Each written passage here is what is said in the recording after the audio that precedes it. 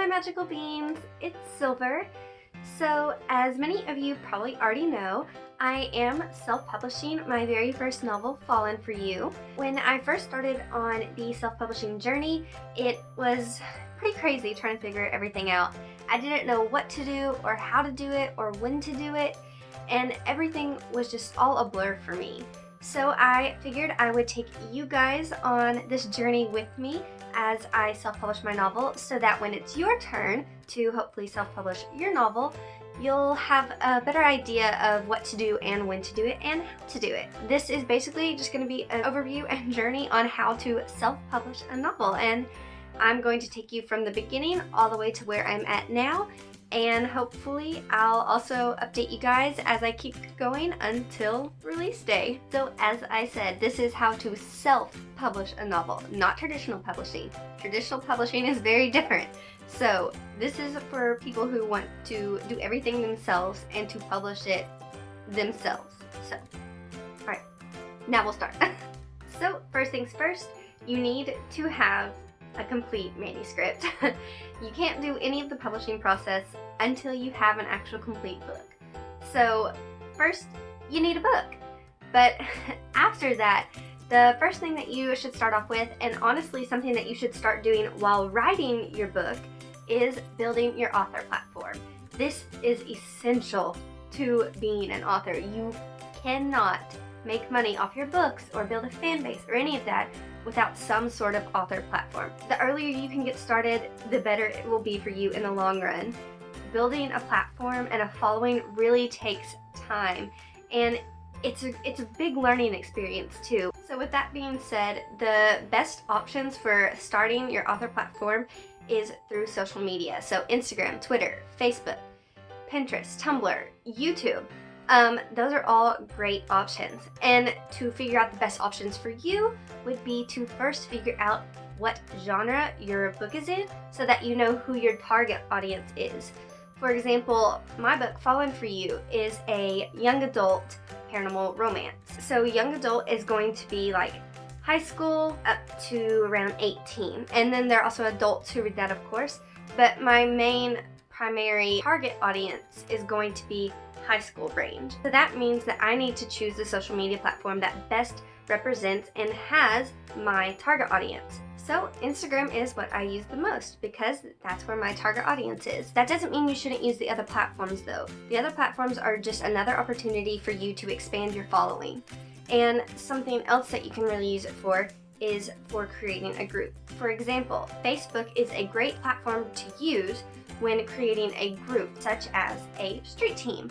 A street team is something that you'll need later on in the process when you're forming a group of people to sort of help you get the word out about your book. Facebook houses a great opportunity and a great spot for you to create that group because it's easy to manage, it's easy to get in contact with everybody, and it just benefits you in the long run. So make sure that you create a platform on all the social medias because you're gonna need it eventually, I promise. So building your platform is something you should be doing the entire time you're writing, editing, publishing, and even after you're published. That's something that is long run, ongoing. So besides that, once you have a completed manuscript, the next step on your list is to do self-editing. I know everyone hates the editing process and everyone hates to self-edit because it's so easy to drag yourself down and to see all the terrible stuff that you've done. But it's essential. You have to do it. Everyone does it. You have to do it as well. While you are self-editing this first round, another good thing that you could be doing at this time are using critique partners. Not everyone uses them. I didn't use a critique partner. A critique partner is another author or another professional writer, someone with a professional eye who can look at your raw writing and sort of give you guidance and help you. And I didn't really have anyone that I could use for that, so I didn't use a critique partner, but this is where you would use one if you had one. So before moving on to the next step in the publishing process, you need to make sure that you have self-edited your manuscript to the best of your ability, to where you can't do any more. You've done all that you could think to do. You've spotted everything that you think is wrong with it, and you can't find anything else. So for me, when I was doing mine, I went through 4 rounds, and technically I went through 5, but we'll just say 4. So I went through 4 rounds before I decided that I had done everything that I could do and I needed someone else's eye. And after you've done that, that's when this next step comes in, which is the beta reading process. So when recruiting your beta readers, you need to make sure that you post the genre, because you don't want someone who doesn't read that genre to review your stuff, because they're probably not going to like it anyways. They don't read that. You need to include trigger warnings just in case your book does feature content that doesn't sit well with someone or that could easily upset someone. And you also need to include a synopsis, because they need to know what they're getting into. It needs to at least be interesting. Even if it is the genre they read, it could still not sit well with them. So the beta reading process starts with you first recruiting your beta readers. You can do this by posting a sort of recruitment post on your social media platforms with a form that lets people sort of sign up to be your beta readers, and anyone who wants to will sign up. I created a Google Docs form to manage all the people who wanted to beta read my novel. It made it easier to get into contact with them and to see really what I was looking at when deciding who was going to be beta reading my novel. After that is when you move on to the professional edit. There are quite a few different types of edits that you need. When finding an editor, it is smart to pick an editor who has a sort of package deal so that you can get the different kinds of edits you need into one price. The main edits that you'll need will be developmental edits, copy edits, line edits, and proofreading. But some of those can be optional, like proofreading can technically be optional, but still, it's good to get an editor who has sort of like a combo deal so that it's not as pricey and you aren't having to pay for each one individually. So obviously, once the editor gets back to you with all your different edits, whether you use just one editor or 3 different ones or 4 different ones, that's when you obviously apply those edits. Now there are a bunch of different places that you can find editors. You can find them on Facebook, you can find them by just doing some Google searches. Just look at different books that you have, maybe self-published books, see who edited their stuff, get into contact with their editors. But I personally found a site called Reedsy or Redsy, or however you say it. I'll make sure to link it down below in case you want to check them out. But it's a platform where you can actually find different editors, some book designers, some people who can help you market your book, people who can help you build your website, and they just have a whole load of stuff.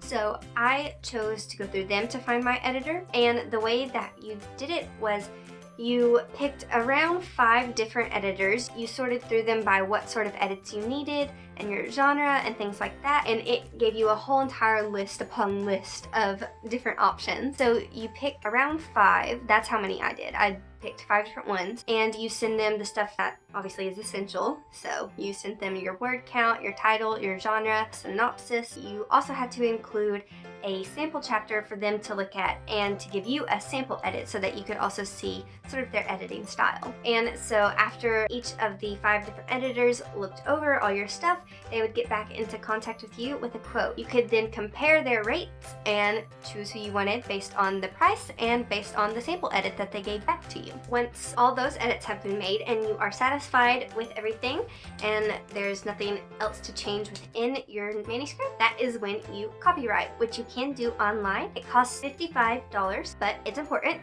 You don't want people stealing your work, so make sure you copyright that bitch, okay? Okay.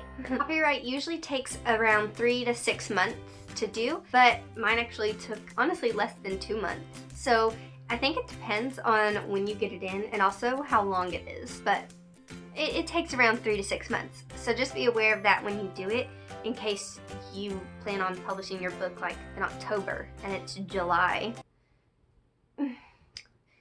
You need a bit of window space. So just be aware that it can take a little bit to have your copyright completed. So this next step is the step that I am on currently. I'll probably be doing more videos as I go further into it and get to those final steps. So for right now, the last step within this video is the cover art and interior formatting step. So you can find cover artists in a lot of different places. There are a lot, and I mean a lot, on Facebook, but some of them,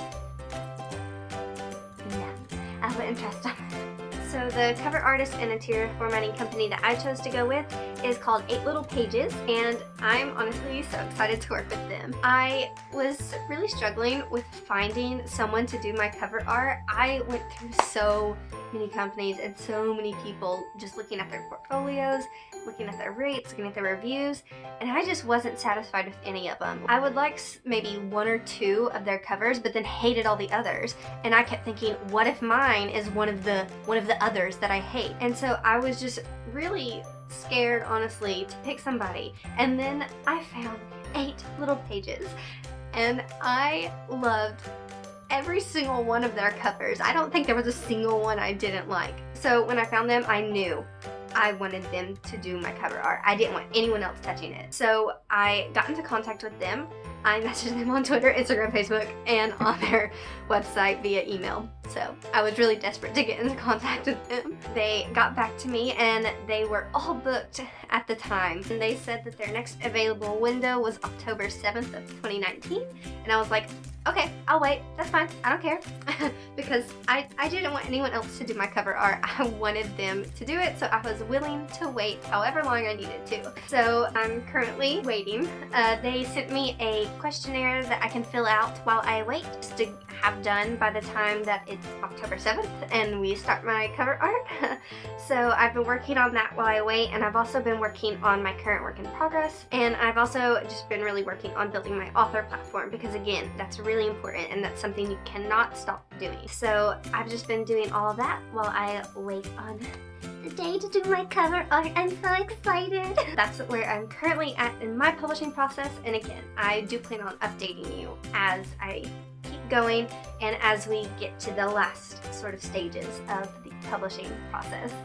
So as I said before, this is my debut novel, which means this is my first time self-publishing and publishing at all. So I am learning with this. It's a learning experience, but I want to turn my learning experience into something that can be helpful to you guys. Throughout this process, I felt on my own, because you are on your own. You're doing all of this by yourself. So hopefully through this and through the videos that are to come in the future, I can help you guys, and you guys won't feel as alone as you self-publish your novel, because it's very exciting and you should be proud of yourself. You wrote a book and you're gonna get it published. Yay! Be excited! If there's anything in this video that I went over, like a term or a certain step that you want further clarification on, comment below. I will be more than happy to make another video explaining these steps in further detail. I just want to help you guys, and I want you guys to see what it's like to self-publish a book. Be sure to leave a like on the video, subscribe, share, and comment, of course. I do want to give a shout out to my patrons from Patreon, because they do make these videos and giveaways and lots of good stuff possible. So Lone Wolf, Ellie, Bouncy, Ash, and Devin, thank you very much for supporting me. You guys are the best magical beings in the whole entire world, and you know it. So thanks. So until next time, I hope you guys have a magical day. Bye!